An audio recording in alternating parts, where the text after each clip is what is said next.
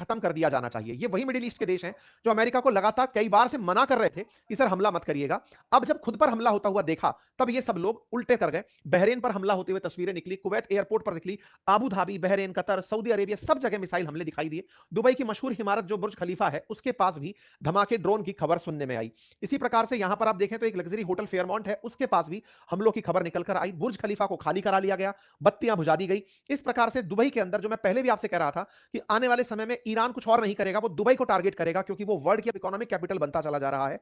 लोगों के अंदर एक भय का माहौल पैदा कर देगा, जिससे दुबई जब हारने लगेगा, पीछे हटने लगेगा, तो अमेरिका खुद युद्ध से पीछे हट जाएगा। वो सारे बात जो आप और हम लंबे समय से कर रहे थे, वो यहां पर होती हुई दिखाई दी। हमने कई बार आपसे कहा था कि ईरान को पता है कि उसे किसे मारना है, वो अमेरिका को नहीं, अमेरिका के चाहने वालों को मारेगा, तो अमेरिका खुद पीछे हटेगा। वही सब हुआ और उसने सब जगह पर हमले गलती से करने शुरू किए। इन सभी के बीच में सऊदी के जो क्राउन प्रिंस हैं, वो यूएई के राजा से बात करते हैं, राष्ट्राध्यक्ष से बात करते हैं कि भैया अब ये तो बहुत हो रहा है, हमने बोल दिया कि हम अपने एयरबेस का इस्तेमाल नहीं होने देंगे तुम पर हमले में, फिर भी हम पर हमला कर रहे हैं। मिडिल ईस्ट देशों ने ईरान से ये बात की थी कि देखिए, जब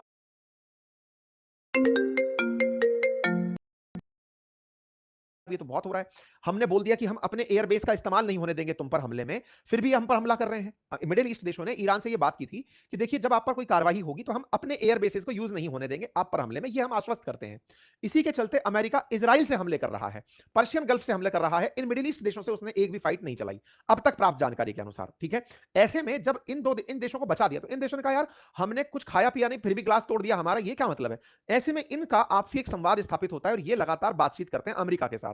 टाइमलाइन निकल कर आती है कि इन हमलों में इन सबके बीच जो पैनिक क्रिएट हुआ, बस उसी पैनिक ने अमेरिका को मोटिवेशन दिया, इजराइल को गो अहेड का ऑर्डर दिया कि चलो मार दो। इजराइल, मैं अक्सर कहता हूं कि वो एक एक्सटेंडेड अमेरिका है, वो फैसले करता है कि किसके साथ क्या करना है। इधर ईरान के फॉरेन मिनिस्टर शाम तक कहते रहे कोई किसी को नुकसान नहीं हुआ है, सब सुरक्षित है, जब तक शाम को खबर आने लगी थी कि ईरान के रक्षा मंत्री मारे जा चुके हैं। लेकिन इनके विदेश मंत्री आकर के टीवी इंटरव्यूज में कह रहे थे कि एक दो टॉप लीडर्स के मारे जाने से कोई आंदोलन खत्म नहीं हो जाएगा, युद्ध खत्म नहीं हो जाएगा। लेकिन रात होती गई, नेतन्याहू का सक्रिय मोड सामने आता गया। सक्रिय मोड सामने आया, 9 बजे नेतन्याहू ने अपनी तरफ से अमेरिकी राष्ट्रपति से बातचीत की। बोले सर अब लोकेशन लॉक है, बताओ क्या करना है। देखिए यहां पर एक बड़ी बात थी, अमेरिका इजराइल के थ्रू हमले तो जरूर करवा रहा था, लेकिन अमेरिका मिडिल ईस्ट के देशों से लगातार पहले सहमति ले रहा था कि अगर आप कहो तो हमले करेंगे। और अभी वाशिंगटन पोस्ट की रिपोर्ट कह रही है कि सऊदी क्राउन प्रिंस ने उन्हें, ये वाशिंगटन पोस्ट की रिपोर्ट है, कि ट्रंप को कहा कि मार दो, क्योंकि उन्हें जब खुद पर आती दिखी, अमेरिका की हमेशा से यह आदत रही है। इजराइल से पहले उन्होंने कतर पर गोला गिरवाया, फिर कतर सारे मुस्लिम देशों को लेकर अमेरिका पहुंचा कि सर गाजा को लेकर शांति कर लो। इनका तरीका होता है, एक से थप्पड़ मरवाते हैं, दूसरे से प्यार करवाते हैं।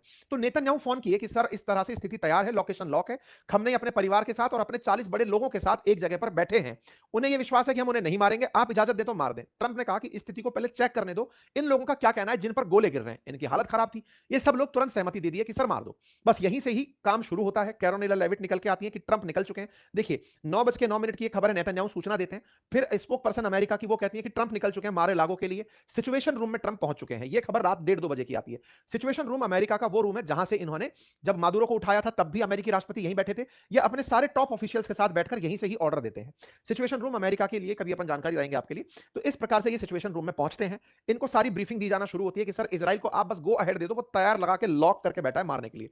ठीक है, इधर जेडी वेंस तमाम प्रकार के सेक्रेटरी से बात करते हैं कि भाई ले लें एक्शन, क्योंकि ये किसी आतंकवादी को मारना नहीं था, मैं बार बार बोल रहा हूं, ये किसी देश के सुप्रीम लीडर को मारना था। पहले मादुरो को उठाया गया था, ऑप्शन उठाने का होता तो उठा लिया जाता, एक्शन ये लेना कि उसके बाद क्या होगा, जो मैं बार बार बोल रहा हूं कि खमनेई को चाहने वाले भी अभी बहुत हैं। ऐसे में बाद का क्या होगा, यही आज अमेरिका की और इजराइल की चिंता है। भले ही उन्होंने खमनेई को खत्म कर दिया हो, लेकिन उसके विचार अभी भी जिंदा है, ये चिंता है। इस बात के लिए सिचुएशन रूम में ये लोग बैठते हैं। नेतन्याहू को जब ऑर्डर मिल जाता है, रात 2:16 पर ये पूरी तरह से सामने आते हैं और कहते हैं कि साहब हमने और अमेरिका ने मिलकर एक जॉइंट ऑपरेशन चलाया और खेला कर दिया। ये रहे नेतन्याहू साहब, रात 2:30 बजे आते हैं, फुल ऊर्जा के साथ आकर के पूरे दुनिया को संबोधित कर देते हैं, सबसे पहले इजराइल को, कि हमारा सबसे बड़ा दुश्मन मारा गया। इजराइल ही ये सारे काम कर रहा था, लगातार प्राइम मिनिस्टर ऑफ इजराइल की तरफ से 2:15 से 2:30 बजे के बीच में बहुत सारे ट्वीट्स आते हैं, दुनिया को सूचना दे दी जाती है। फिर अमेरिका भी उसी समय मैसेज करता है कि जब ट्रंप ने अभी बात करी है यूके से, कुवैत से, टर्की से, राष्ट्रपति बातचीत करने लग रहे हैं, जिन जिन लीडर्स के साथ कहीं गलती हो सकती है उनको बात करने लग रहे हैं। इस बीच में यूके बोलता है कि हमने अपने हवाई जहाज उड़ा दिए हैं साहब, अगर कुछ होगा तो आप बताना, हम युद्ध के लिए तैयार हैं। इन सबको साथ में लेकर के बात चल रही होती है। फिर रात 3:15 बजे ट्रंप अनाउंस करते हैं कि खमनेई मारा गया। एक शानदार ट्रिक के साथ जानेंगे भारत किन किन कंट्री के साथ अपना बॉर्डर शेयर करता है। ट्रिक है बचपन में बीए। ये पूरा खेला जो हुआ ये नेतन्याहू के द्वारा किए गए फोन से हुआ। नेतन्याहू ने मरवाया और मरवा करके ट्रंप को सूचित किया कि लीजिए सर कर दिया है काम, अब आप जनता को बता दो। ट्रंप बाहर आते हैं और कहते हैं कि सुप्रीम लीडर को मारा जा चुका है, ये कैरोलिना लेविट का वो है। हेडलाइन बनती है और तस्वीरें बाहर आती हैं कि खमनेई के घर का ये हाल हुआ, जो पहले इस तरह का था उसको उड़ा करके इस तरह राख कर दिया है। सूचनाओं को इस तरह से प्रेषित किया जाता है कि साहब 30 बम हमने एक साथ मौके पर गिराए और वहां पर 40 ईरानी अधिकारी मौजूद थे, जिसमें इनके खमने के बेटी, दामाद, बेटी, नाती, पोते सब शामिल थे। एक साथ सबको साथ खत्म कर दिया है। ट्रंप ने ईरान पर हमला सऊदी अरब कर कहने पर किया, ऐसा वाशिंगटन पोस्ट ने रिपोर्ट भी कर दिया। फिर इनके रक्षा मंत्री बाहर आते हैं और वो पूरे देश को बताते हैं कि हमने बहुत बड़ी जीत हासिल कर ली है। यूएस का सेंटकॉम आता है बाहर निकल के कि हमारा कोई नुकसान नहीं हुआ है, हमारे को फर्जी दावे किए जा रहे हैं, हमने बढ़िया से अपने काम को अंजाम दिया है। तस्वीरें जारी करके सेंटकॉम बताता है कि हम पूरी तरह से हमले करने गए थे और हमने बढ़िया से हमले किए हैं। ठीक है साहब। साथ ही साथ सेंटकॉम अपने विज्ञापन में भी पीछे नहीं हटता। जो सेंट्रल कमांड है यूएस का वो कहता है कि हमने भी ईरान वालों की तरह जो वन वे ड्रोन है इनके पास हमले करने के लिए, वैसे ड्रोन का इस्तेमाल किया और हमने ड्रोन्स खूब चलाए हैं। कुल मिलाकर इन्होंने अपने विज्ञापन में अपनी ताकत भी बता दी। दुनिया के सामने सारी चीजें निकल कर आती हैं। यूके साथ में आ जाता है, कहता है कि साहब हम तैयार हैं, सब चिंता बना रहो, हम आपके साथ युद्ध करने के लिए तैयार हैं। तो इस प्रकार से सारी चीजें होती हैं। ट्रंप से जब पूछा गया कि सर अगला लीडर कौन होगा, क्योंकि अब ईरान के लिए बड़ा संकट यह है ना कि आगे ईरान का क्या होगा। लिबरल्स जो जनता ट्रंप को चाहती है वो अपना नेता चुनेगी, या फिर वो लोग जो कट्टरपंथी हैं वो अपना नेता चुनेंगे। क्या अब यहां पर संघर्ष की स्थिति उत्पन्न होगी या सब कुछ सही हो जाएगा? क्या युद्ध स्थिति खत्म हो जाएगी? क्या पर्शियन गल्फ में शांति हो जाएगी? तमाम प्रश्न अभी जिंदा हैं। ट्रंप से पूछा गया तो उन्होंने कहा कि मेरे पास अगला लीडर तैयार है बनाने के लिए। लोग कयास लगा रहे हैं रजा पहलवी पर। हो सकता है ट्रंप अभी उस पर दाव ना खेलें, वो अपनी तरफ से वहीं पे किसी आदमी को उठाएं, और विशेष रूप से हो सकता है किसी महिला को उठाएं और उठा करके उसको लीडर बना दें कि तुम लीडर बनो, ताकि वो एक बड़ा सिंबॉलिक चेंज दिखाई दे। ठीक है साहब। ट्रंप अब इसके बाद बोल रहे हैं कि अब ईरान से समझौता करना आसान होगा। यह तर्क इसलिए दिया जा रहा है क्योंकि ईरान के अंदर खमनेई ही थे जो अमेरिका को ईरान के साथ समझौता नहीं करने दे रहे थे। हमने अपनी सबसे बड़ी बाधा को हटा दिया है। कुल मिलाकर जैसे ये खबरें बाहर आती हैं, इसके बाद रात पर लगातार कतर के अंदर ये सब चीजें चलती रहती हैं। कतर ने सब तरह से मना किया और ये सारी चीजें निकल कर आई।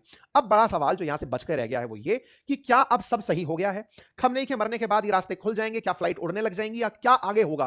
क्या ईरान रिटेलिएशन में न्यूक्लियर बम चला देगा? अगर बना लिया है तो वो क्या वो करेगा? या जो भी बातें हैं अब वो यहां से आगे कयासों में है, उनके लिए लगातार मैं आपको अपडेट करता रहूंगा। आप इस चैनल को कृपया करके सब्सक्राइब कर लें। सब्सक्राइब में कोई खर्चा नहीं आता, आप तक सूचनाएं तुरंत पहुंच जाती हैं। आप चैनल